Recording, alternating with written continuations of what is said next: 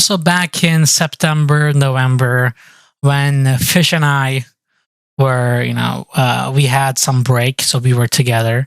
We decided to go and watch this movie called The Wild Robot. And it's one of the movies in the past few years that I really enjoyed. Like, I went to the theaters and I came out really satisfied. It was a kids' movie, and after it came out on streaming, I watched it with my little sisters too. And I enjoyed it all the same the second time. It's a kids' movie, but it didn't bore me, and it was just a good movie by itself. Yeah. And I think that's something missing. That's something that's missing in a lot of kids' movies nowadays. I think there's like a big issue with a lot of modern kids movies, particularly this is coming off the tail end of the Minecraft movie, but it's not just like that's not the only one. There's for instance the new Kung Fu Panda 4, as well as Despicable Me 4, a lot of fours. Um, they all have something in common, which is they're fast pacing. The fast pacing is to sort of keep like the kids enthralled, like constantly. You always need something going. But I think I disagree with the filmmakers with that aspect, because if you look at older like kids movies per se, like you look at Shrek, How to Train Your Dragon, all those older movies that like are classics now have these sort of elements that all movies have. They don't break away from normal pacing in order to help the kids get through the movie. And that's something that The Wild Robot goes back to. It has normal pacing, it has plenty of breathing room. It still sort of like has like a little bit of like faster pacing and stuff like that, but it doesn't use its fast pacing to sacrifice its quality of the movie.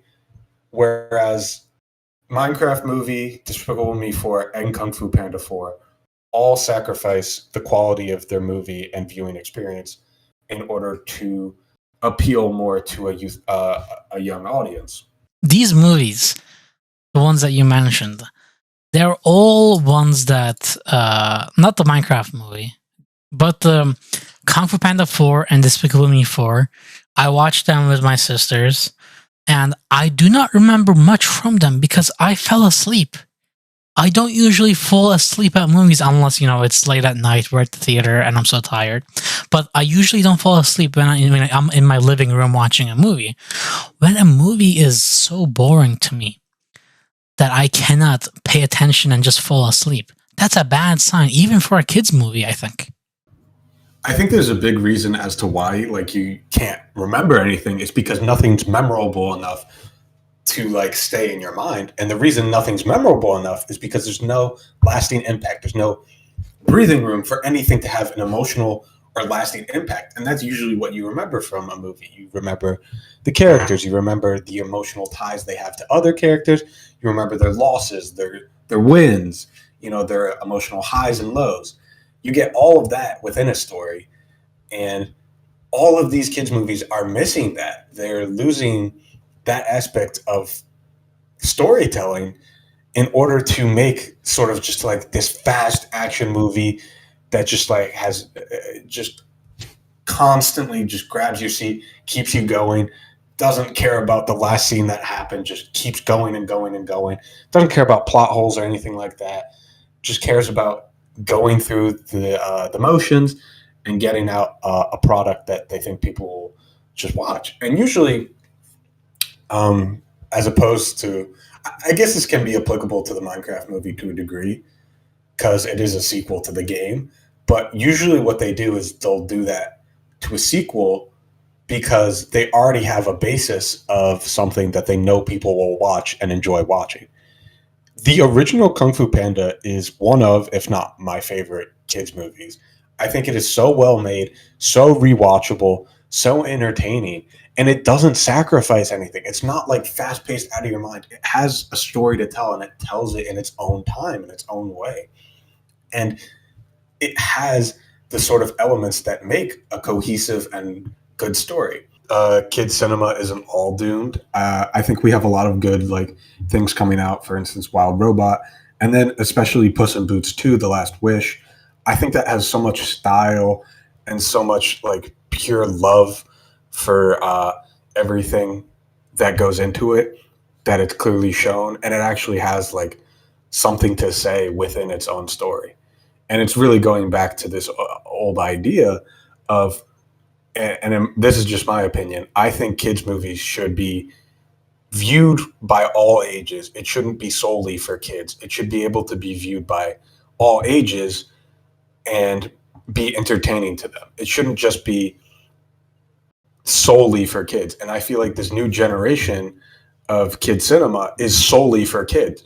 I go into the movie theater expecting to watch like a decently well put together movie for Despicable Me 4, and I come out with a raging headache, and I can't remember a goddamn thing that happened because it's just so in your face and so obnoxious. Everything's on the nose. Everything's just like, you can tell it's made for kids, but like kids will be entertained by anything. That's the point. I think I want to push back on this because I generally agree with you, but I want to push back on this because not every movie, like each movie has a different audience.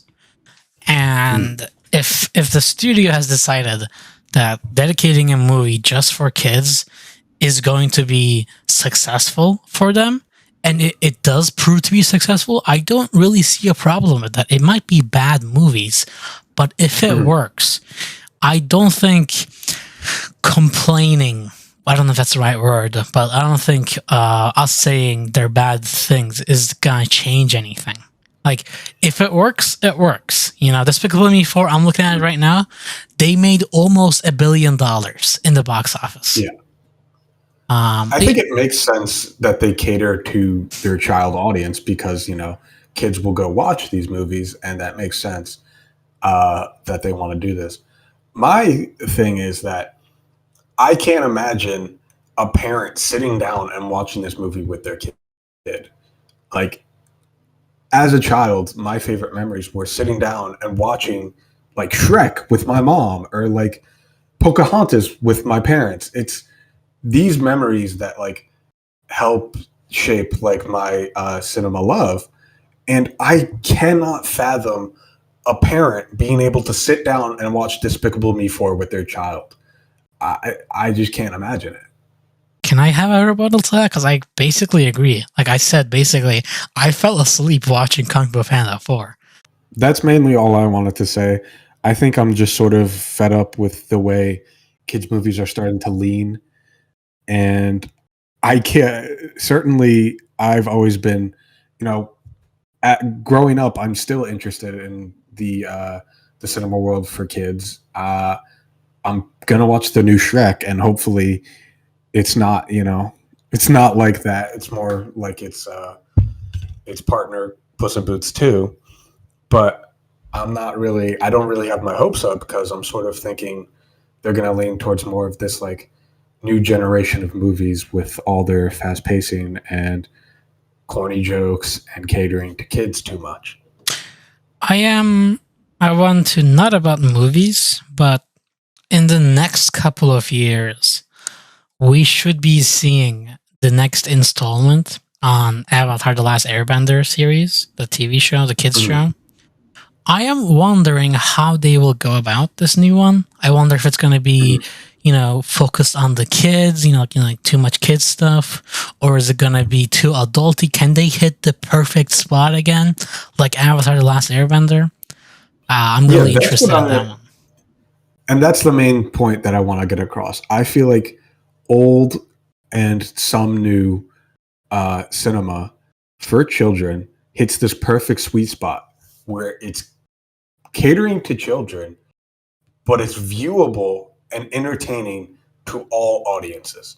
And that's what I'm missing from these newer movies. What would you say about the prequels? Because they were obviously entertaining to children. As you know, we grew up on it, we were entertained by it. Do you think, without nostalgia factor, do you think as an adult now, would you enjoy the prequels?